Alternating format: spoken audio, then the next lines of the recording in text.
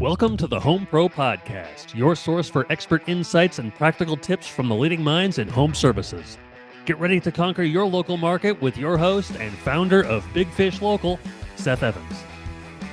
Seth Evans here. I'm the host of the Home Pro Podcast, where we explore how home service professionals can become the big fish in their local pond. Join us for insights and strategies that drive growth and success. This episode is brought to you by Big Fish Local, your trusted partner in navigating the digital landscape.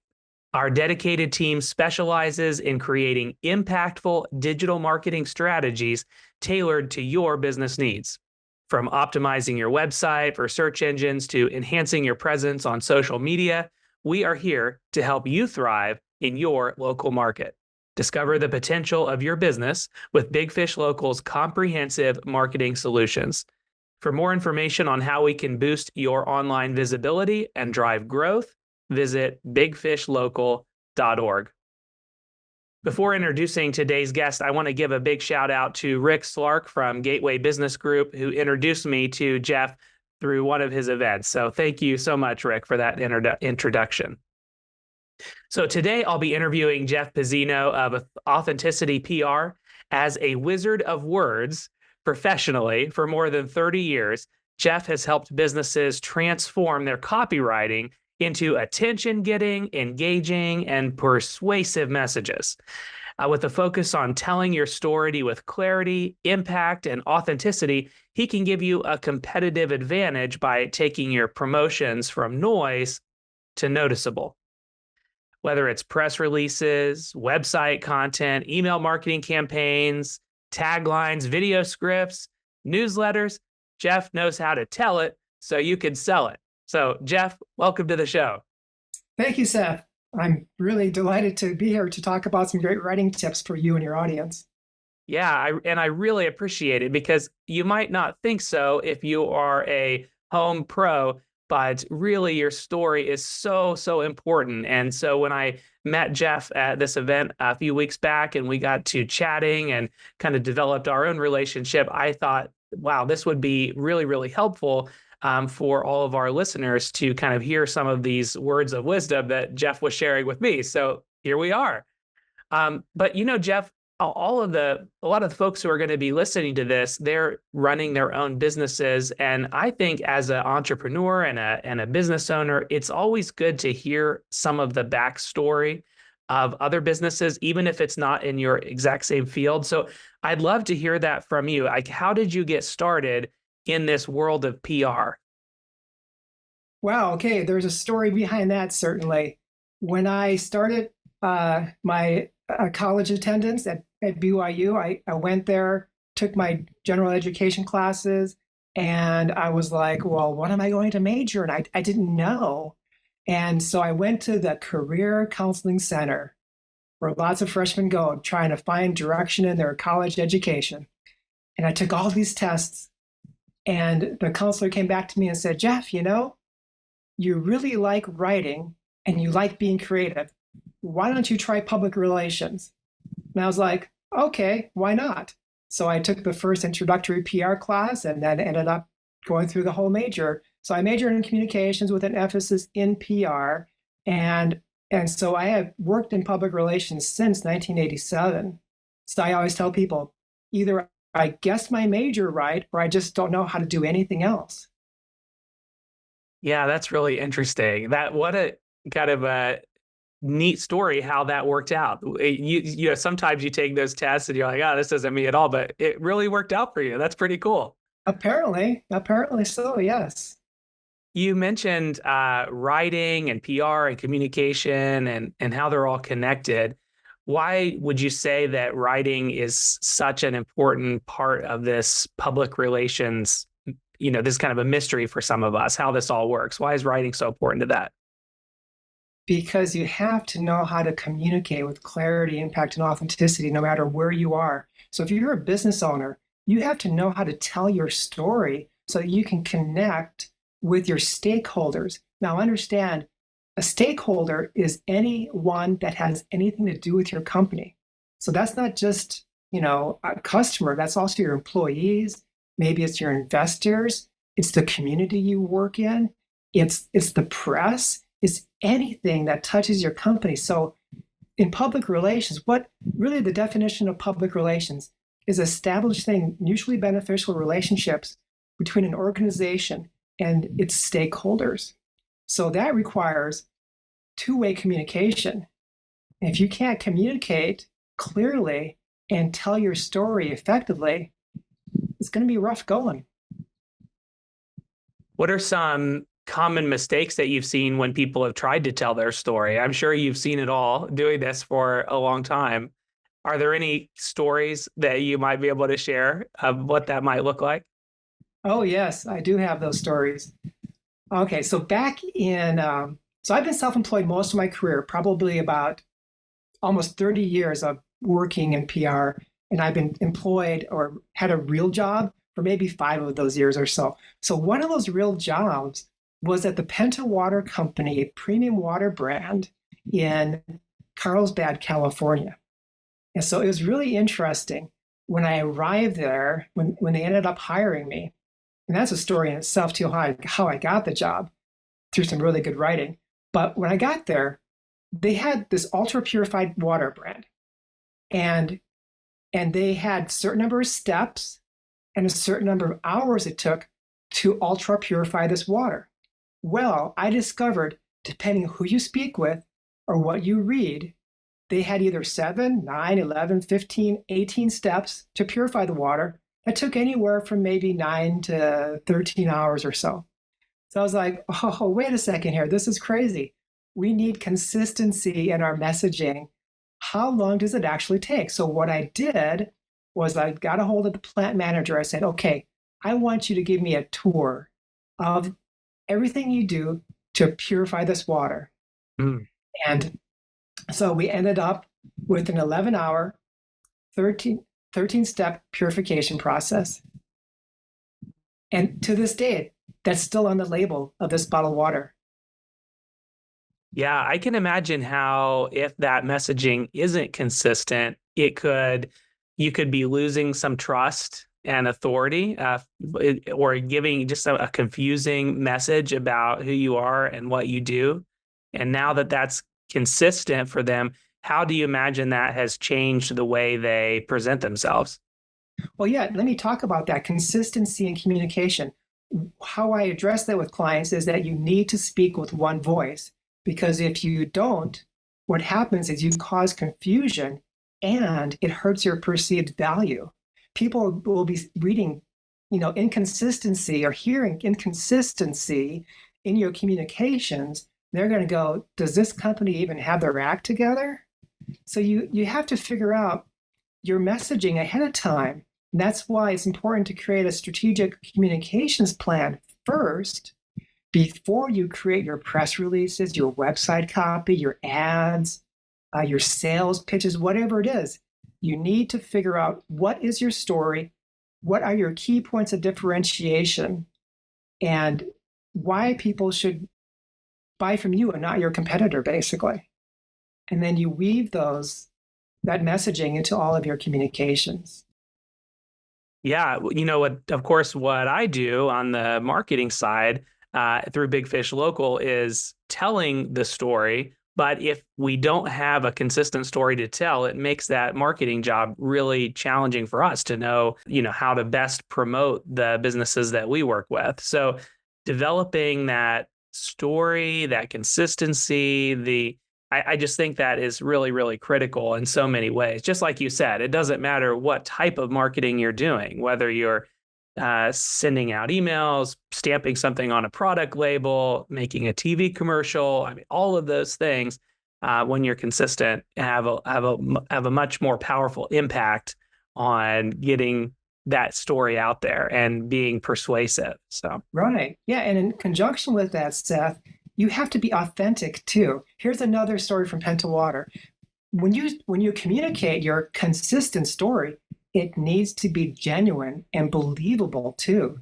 So, for example, I once set up an interview for the CEO with the San Diego Union Tribune, the largest newspaper in the San Diego area. And Carlsbad is in the San Diego market there in Southern California. And And so the CEO, he went through the talking points, no problem, but then he veered off. He really loved his water brand. He thought it was almost magical. I mean, he would say things like, when you drink Penta water, your hair will grow like wildfire. Well, it didn't work for me. And other things like, this is really bizarre, but he would talk about the water had these donor electrons because they would spin the water at this high rate and provide these additional health benefits. Well, so when he went off on this crazy pseudoscience stuff, the reporter literally, she put her pen down and stopped taking notes. And I'm sitting there going, oh no, you went off the talking points and into his own little whatever world. So I called the reporter later. I'm like, hey, look, I'm really sorry that happened. Ignore everything he said at this point in the interview, you know. So yeah, you've got to be authentic. You can't go wacko and making up weird stuff that's not even you can't even validate. Yeah. So you've shared some great examples of, you know, PR gone wrong or going off script or inconsistent.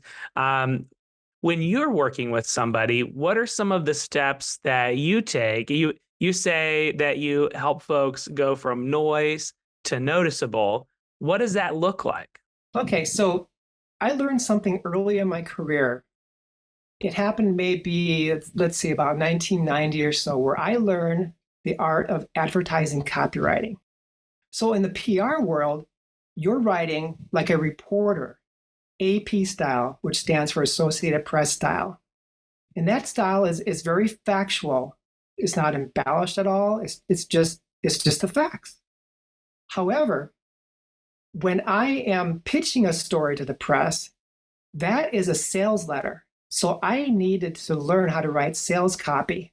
And I fortunately, I was involved with a company back in the early 90s that where I got connected to one of the world's greatest copywriters. People in direct mail will know him, Gary Halbert. I learned from him how to write copy that sells. He called it salesmanship in print. So to answer your question, there's a formula when you're writing copy, AIDA, that stands for attention, interest, desire, action. So the first one is just vital because in whatever communication, whether it's verbal or written or visual, whatever it might be, you have to get your audience's attention. If you don't get their attention from the get-go, you're dead in the water. Absolutely. So you got to figure out, how do I get their attention? And one of the ways you do that, and with any business, especially, you know, business owners need to keep this in mind. What's in it for them? What does your customer need? You need to have a service-oriented mindset in whatever you do, in any copy you write. And that's absolutely key to get their attention, because the problem many businesses make is they're too me-centered. They're like, we've been in business since whatever year, 1972. You know, we have 1,000 customers, whatever it is. We have the best widget in the industry, whatever it might be. Nobody really cares about that. That's just noise. So that's why I talk about noise, to go from noise to noticeable. You have to figure out, how do you get noticed? You get noticed by grabbing their attention. What are some methods that work pretty well for folks when you are trying to grab someone's attention? What would be some examples of that? Well, you have to take a look at what you offer. So you want to do a competitive analysis first. You want to see, what is your competition doing? And you need to come up with some reasons why they should buy from you instead of them. So you develop your key points of differentiation. And that's what you want to articulate, along with testimonials. Two testimonials are very strong because it shows that someone else is saying something about you instead of you saying something about yourself. And that's why press relations are so crucial when you're doing public relations. If you can get a press story placed, say you have something going on in your local market and you get on the TV station, well, that news report is an implied third-party endorsement of you that you actually have a great quality product or service. So then you leverage that in your communications, whether it's your PR, your marketing, your advertising, your sales, whatever it might be. You leverage that third-party endorsement. So that's one of the keys or strategies you can use to get people's attention. Yeah, I think that's really key. We use that strategy all the time. And I am constantly telling our businesses that we work with, hey, it's so much more important what other people are saying about you than what you're saying about yourself. What you say matters, of course, but what others are saying about you seems to carry more weight because whatever you say is always judged through that lens of, well, they're promoting themselves in this language. But when someone else is saying it, they can be as strong of a promoter as they want to be, and it doesn't feel like self-aggrandizement or something like that. It feels more authentic. So Right, I love that as a little tip that you can use that in so many different ways. Right. Yeah, like if you have press coverage, you leverage it by turning it into marketing collateral then. You post a link to it on your website, whatever it may be. And then regarding customer testimonials, you need to constantly be on the alert for those and mind for those on a regular basis. You don't get these customer testimonials typically organically. You need to oftentimes ask for them, and that's okay. And then it's also okay that if someone writes something up for you, maybe they didn't say something grammatically correct.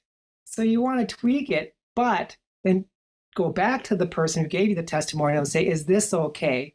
And make sure they approve it. Always have their permission. That's good. That's good. Jeff, I was thinking, I know you're a huge advocate of writing a really polished elevator pitch for a lot of the businesses that you work with. And I was thinking about the folks who tune into this show, home service providers who might not really think about an elevator pitch being important to them or something they should really think about. Do you still think in that space that it's important? And if so, why? Oh, absolutely, because that can be an attention-getting tool to use. So there's essentially two different kinds of elevator pitches. There's the one for the job search, the job interview, and there's the one for your business. So let me tell you a quick story. This is why I'm such a believer in elevator pitches. Back to my employment at Penta Water back in 2004. I really wanted this job, so I went to an executive search firm and got some tips from them. And a lot of the stuff was like, so. But the one thing they taught me that really was valuable was the importance of an elevator pitch. So having had a lot of experience in copywriting, I sat down and I honed this elevator pitch. And then I practiced it until so it was just completely natural. Then the day for my interview came. I went into the office of the VP of marketing, who was doing the hiring for the company's first full-time PR manager. Sat down in his chair and gave him my elevator pitch. It was almost like something hit him, like he just sat back in his chair, like he was so wowed by it. And he thought for a second, he said, "Come with me." So he marched me up this long flight of stairs at this warehouse to the COO's office. He set me down in that COO's chair. He said, "Tell him what you just told me." So I repeated the elevator pitch. And within the next day or two, I was offered the job. And the really interesting thing was I learned later that they had already offered the job to somebody else and they rescinded the job offer after hearing my elevator pitch. So yeah, elevator pitches can be absolutely key to getting people's attention. And the same works in business. So if you're a business owner and someone says, "Hey, what do?" You need to be able to say very succinctly and powerfully and authentically what you do to grab their attention. So I have one now that I use for networking that I've polished. And keep this in mind too, when I talked about previously being either me or you centered, the elevator pitch should also be you centered. Don't be talking about yourself initially. Talk about how you serve others, how they can benefit from what you provide. Jeff, I think that's really great advice. And when you think about it, that opportunity to give an elevator pitch, if you are, a business owner in the home services space, you might not think that you would have that opportunity to give that pitch one-on-one in front of a lot of folks. But there are so many ways to get that elevator pitch out there. So in a few weeks ago, we were interviewing Colton Rice from OpenEye Studios. He's a videographer. And one of the videos that he is commonly filming for folks in this space is basically an elevator pitch video that then he uses to market on social media and on the website and in so many other ways, even maybe with a QR code on a business card. And so that's one way right there that you could use that kind of a pitch. And I imagine you could even train your team who is out there working with the public, so to speak, or the ones answering the phones on mini pitches that could be used in a persuasive way when you actually do have the opportunity to speak one-on-one with somebody. Right. Yeah. For example, I did some work for a home energy efficient company. They would do a test of your home to see how energy efficient it was. Great home service, right? And so how would you start out that elevator pitch? Well, I would talk about, when your home is not properly sealed, maybe you have leaks, maybe your sealing on your windows isn't done well, maybe your door jambs or sweeps need to be replaced. When you replace those, you can save up to X% on your energy bill every month. That adds up to this every year. So start out your elevator pitch by something like that shows them all these benefits they can get from your expertise and how you serve them. Yeah, I love that you keep bringing that focus back to the person that you're speaking to. I know that there's a common phrase about doing more listening than speaking, but there does come a time when you have to speak and you need to share what you can to persuade and convince the other person to move forward. But as long as you keep the focus on them and what's in it for them, I think that can be really, really powerful. Yes. Jeff, you have mentioned several times now, I have a story about that, and I can tell that you're a storyteller. So let me ask you this question. Do you think storytelling is important when it comes to public relations, when it comes to writing your copy, when it comes to the language you put on your website, like all of the ways that you communicate about yourself or your business? Yes, absolutely. And why? Like, tell me how can you use that in some of those ways? So we process the world through stories. That's how we think. There's a term that's been coined that we are homo narrans, meaning that we think in narrative, and that if we can't put something into a story, it then becomes noise for us and we tune out. So anything we're looking at, we're thinking about, okay, what's the story behind what I'm hearing? If you're in a conference, for example, and someone's just kind of droning on and on about whatever they're talking about, and then they suddenly launch into a story, and you tune in. Why are you tuning in? Because they have connected with their neurotransmitters. So this gets into the science of story, but there is a science behind why it actually works, that you are literally connecting with their neurotransmitters. And when you do that, we're back to the word attention again. You got their attention. So yes, story is hugely important. So any company should be looking at what stories do they have? Like, what's their founder story or their story of origin, whatever that might be. And you have those so that then your employees see what inspired their company to be established. It kind of gives them more of a buy-in to the company and the mission and the vision of the company. And then you should be mining for customer success stories. That's where you get your quotes from too, right? You should have a value story. And also these stories like the value story and your founder story, those can help in recruiting as well.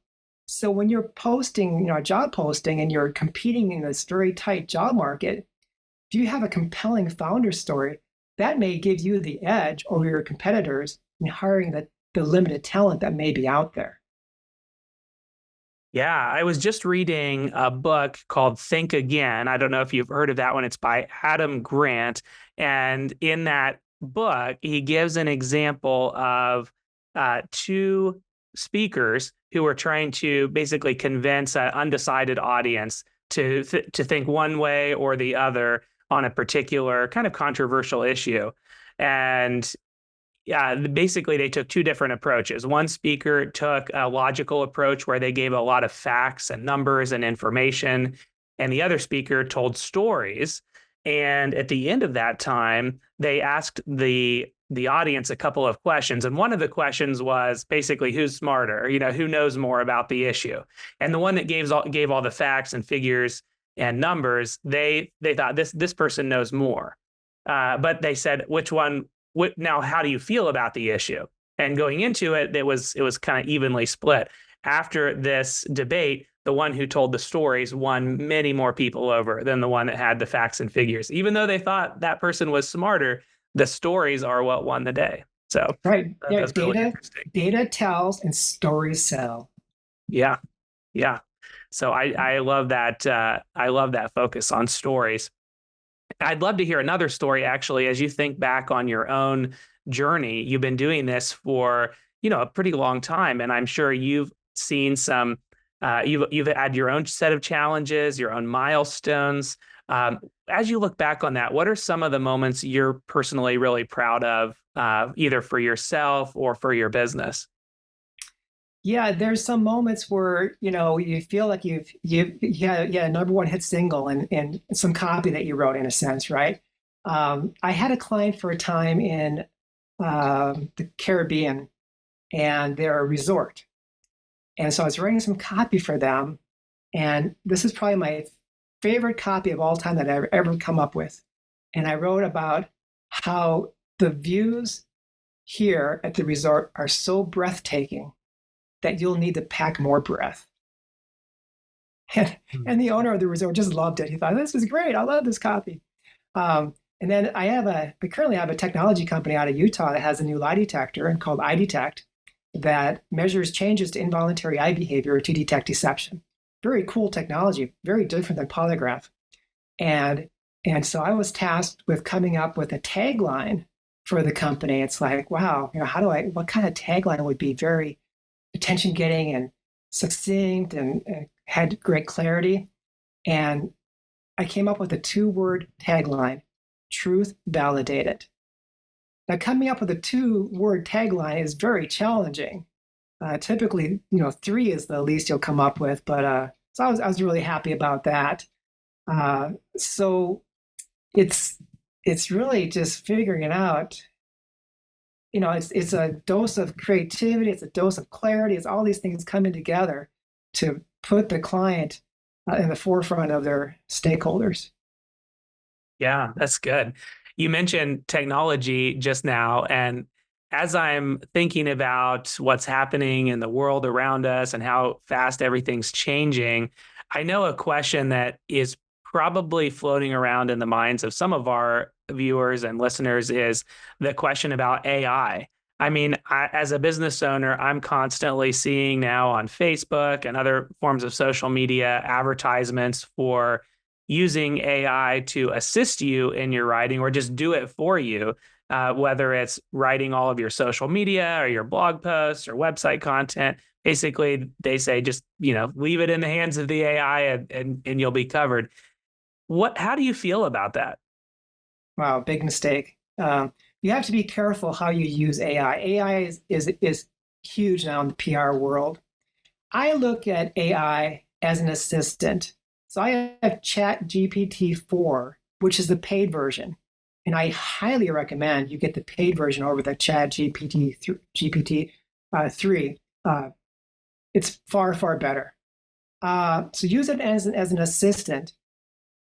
As for writing original copy, oh man, it's horrible. It's just horrible.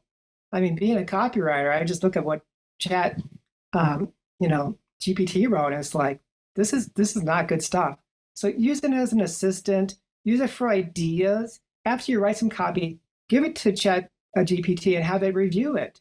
That's all. That's entirely fine. Have it come up with like 10 headline ideas. That's fine. That may inspire you. In a headline that you need for an ad, a press release, a subject line for an email, that's all good. But just be careful because especially, and you probably know this, that if you use ChatGPT to write your website copy and you just put it straight on your website, Google will recognize that and penalize you. Yeah, I always tell our clients when they ask me that question that Google's AI is always going to be bigger, meaner, badder, and more well-funded than whatever AI you have access to. So it's their AI will always detect your AI. And so Right. you can't escape. If Google is filtering out or penalizing that artificially written content, you're not going to sneak one by Google. Yeah. You know. AI is not going away, so you need to figure out how to leverage it, but do so smartly.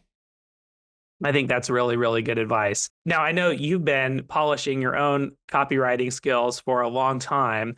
And some of the folks that are thinking about maybe they will use AI as an assistant, but maybe they're a little nervous about what they personally can contribute as a copywriter.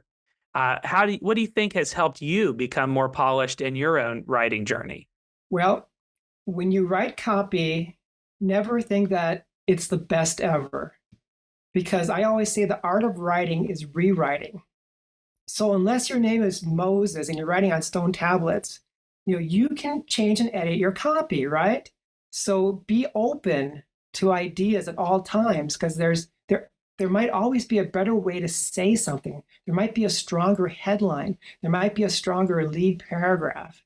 But at the same time, you have to make sure that you're proofing your copy very carefully too, because you don't want any errors to go out there in your copy. And there's some tricks you can do to make your copy almost error-free. What are some of those tricks? I feel like that would be a wonderful little tidbit for some of our folks. Yeah, Seth, there's nothing worse than having this beautifully designed brochure come back from the printer and you're ready to hand it out at a trade show, and then you see a typo in it.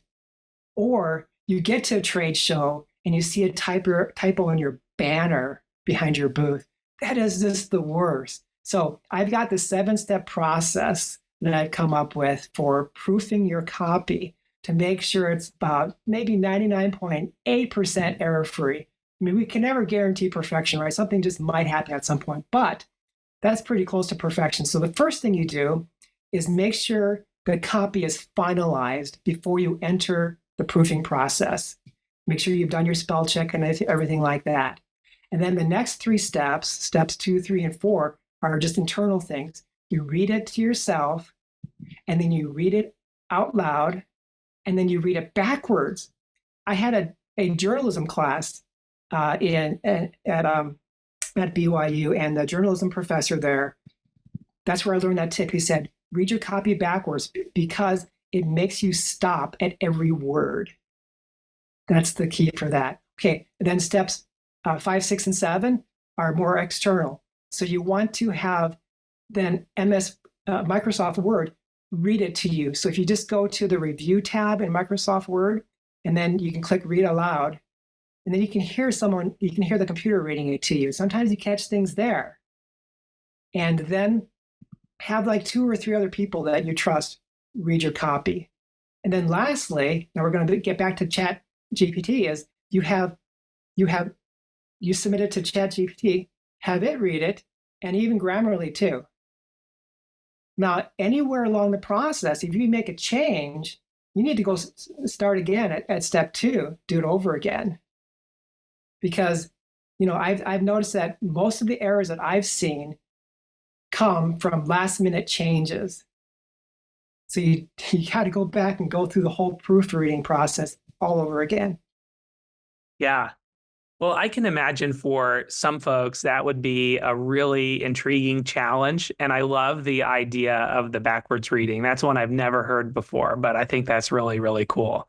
But for other folks, that's probably going to seem really overwhelming. And they're thinking, I don't have time for that. I know I need this to be taken care of, but I can tell a good story, but I can't put it down on paper and really turn this into a good persuasive essay or page on my site or blog post or something like that. So if you are in that situation where you need it and it's not your specialty, then what are some options that you've seen people take in the past that have been how do you approach that?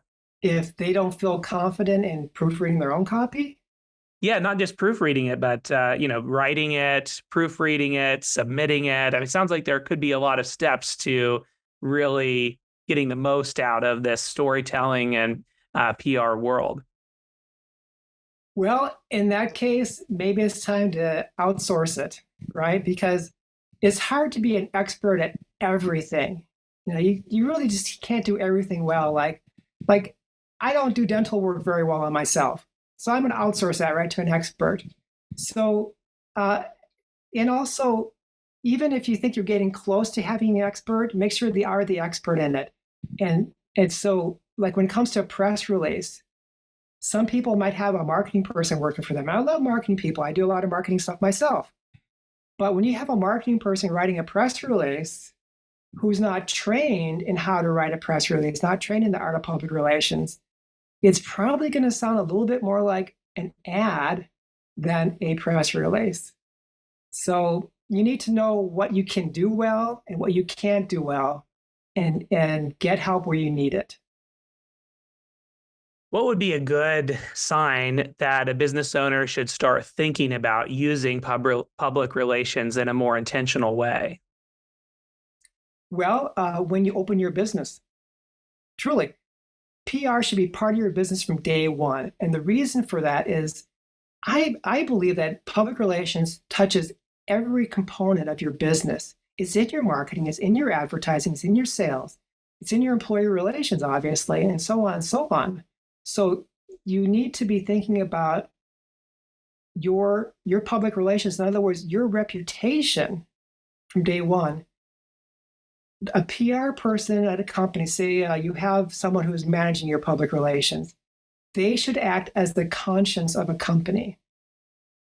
Okay, so that's why I'm a big advocate for never putting public relations under the marketing umbrella, because that limits it to just the promotional aspect of PR, which would be press relations. You want PR to have company-wide implications by taking a look at all of your communications. So there may be something the marketing department is doing, maybe some campaign they have, and it's up to the PR person to kind of take a look at it and go, well, hey, you know what?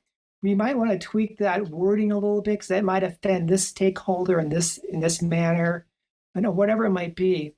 When it comes to a crisis at a company, marketing people aren't trained for crisis communications. That is very specifically a PR role at a company.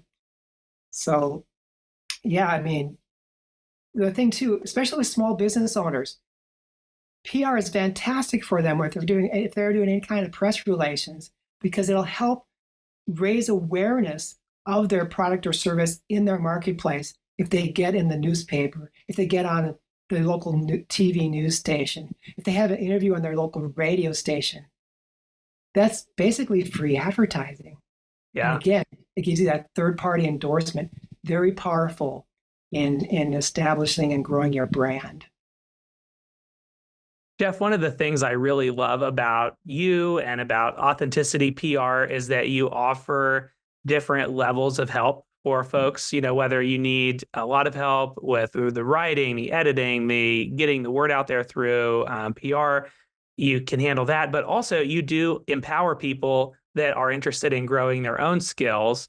And I know that you have a writing workshop coming up here pretty soon. Could you talk about that for just a minute? Yes. So I am a member of the Public Relations Society of America, PRSA, and PRSA has local chapters throughout the United States. The local chapter here where I live in Eastern Tennessee is called the Tri-Cities chapter. So Tri-Cities takes in Johnson City, Kingsport, and Bristol. And so we have an event typically almost every month. And this month's event, they've asked me to do a writing workshop on June 27th in Kingsport. And so it's going to be about PR writing, but really it's about any kind of business writing you can imagine. And anybody that might be in the area or that is hearing this message and they're like, I need to get to that writing workshop, get your plane ticket now, fly into the Johnson Cities area, right? But you can buy it, you can get your ticket on prsatricities.com under the events section there. So I'll be teaching a lot of the things I've been talking about in this interview, but in more depth. We'll actually we'll go over some examples of writing. People are welcome to bring their writing, and I'll critique it there for them and tell them the good and the bad, what they can improve on. That's perfect. Well, I do have a few other personal questions before we wrap up. And I just think sometimes it's fun to get to know some of the behind the scenes for each individual we interview.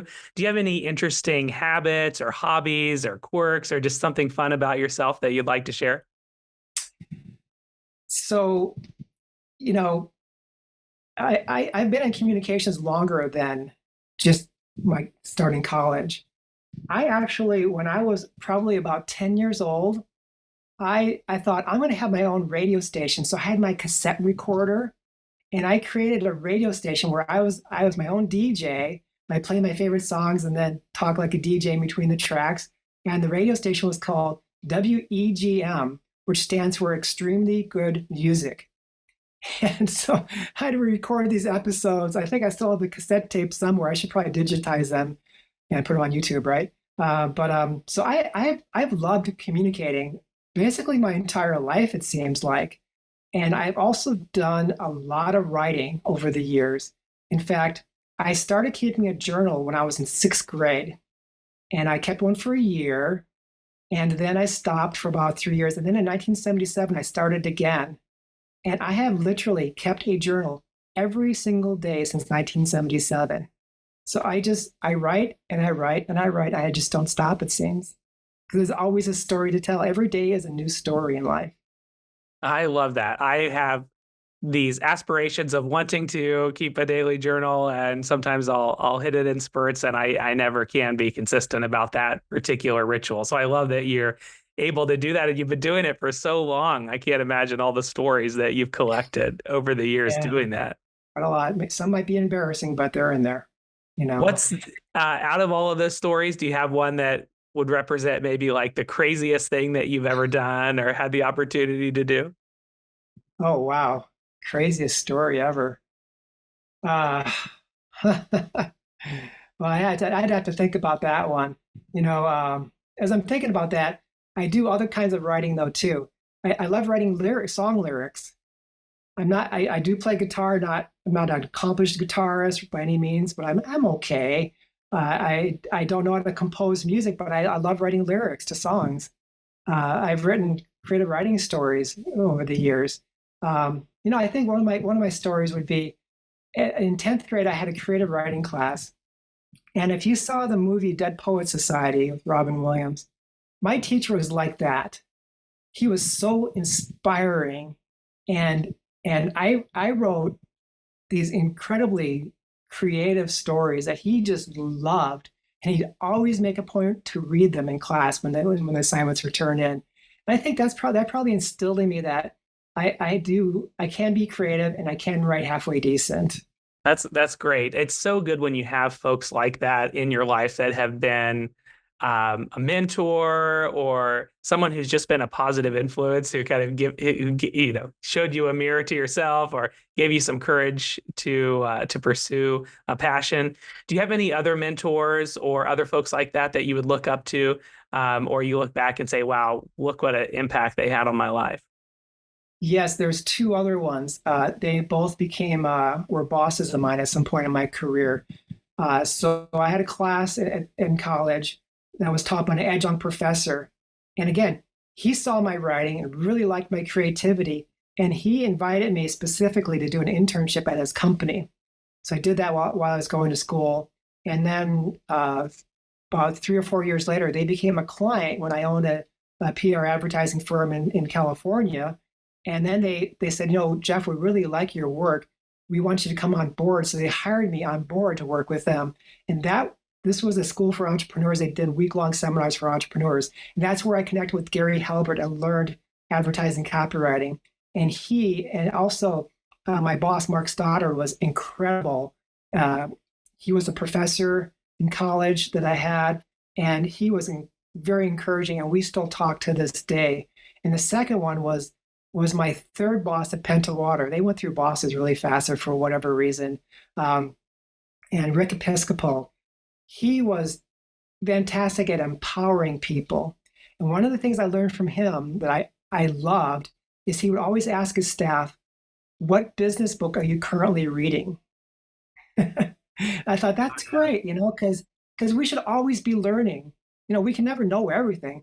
And I love the mantra, learning never ends, And so because of that, I collected this huge library of business books, and I'm always trying to read something. I recently finished The Leader's Guide to Storytelling.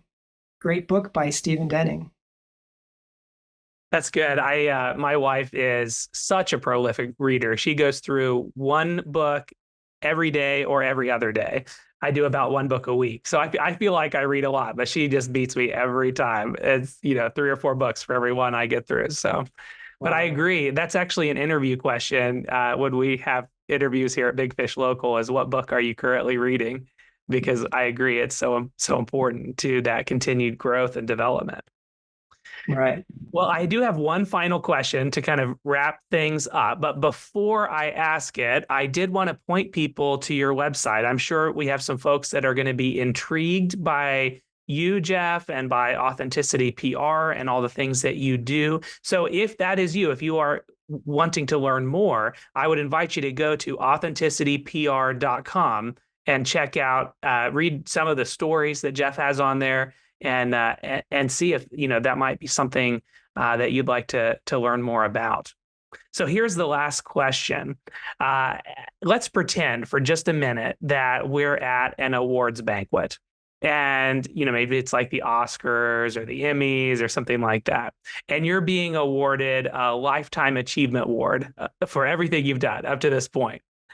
So here's what we want to know. What was the award for, and who do you want to thank for it? Wow.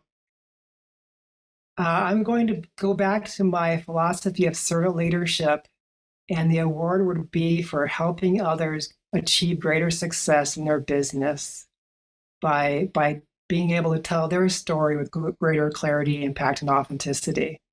If I can serve other companies that way, that would be a great award to receive. I love that. I love that. I love your heart, Jeff, and your continued focus on, even in what you just said right there, turning it back on the folks that you're impacting. It's what I'm hearing from you is it's not about me. It's like, how can I serve others? How can I help others? And those are the business owners we also see that seem to do the best, honestly. When you're so focused on yourself and it's all about the money, I mean, of course, that's important, but when that's the focus, it's really, really hard to grow and succeed. So I think that really stands out. Thank you. Well, we've been listening to Jeff Pizzino, who is from Authenticity PR. And Jeff, before we turn off the show for the day, is there anything else that you'd like to share, a final note, a message, or a word for our audience? Yeah, one last bit of wisdom would be, instead of putting so much emphasis on shareholder value, put more emphasis on your own values. So that is, again, serving others and helping other people get what they want. When you do that, then that will take care of your shareholder value. I love that. Well, thanks, Jeff. I really appreciate it. And thanks for being a part of our show today. Thank you, Seth. It's awesome to be with you. Thanks for listening to the Home Pro Podcast. Be sure to click subscribe to be notified of future episodes. We'll see you again next time.